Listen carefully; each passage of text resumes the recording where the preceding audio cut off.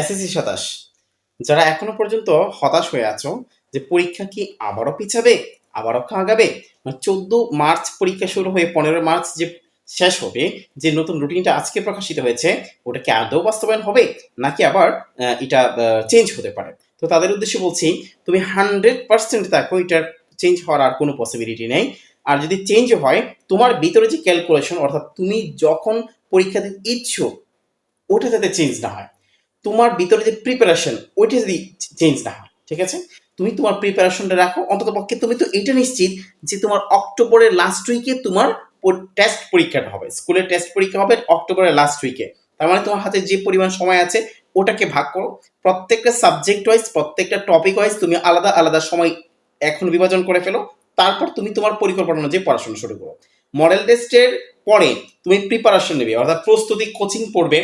Model test তোমার add হবে কোনো একটা কোচিংয়ে, বা তোমার স্কুলের ইনহাউস কোচিং চলবে। এই ধরনের কোনো ইন্টেনশন তোমার মাথায় রাখা যাবে না।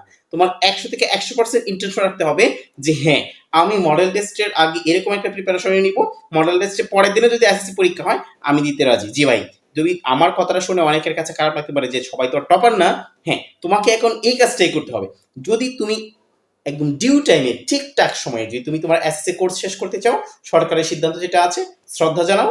কিন্তু আমার কথা হচ্ছে, মডেল টেস্টটি পড়ে 5 মাস সময় দিতেই হবে এমন কোনো বাধ্যবাধকতা নেই। কারণ মডেল টেস্ট মানেই হচ্ছে তোমার অল সিলেবাস শেষ, তোমার যা সিলেবাস আছে সব শেষ হয়ে যাওয়ার কথা।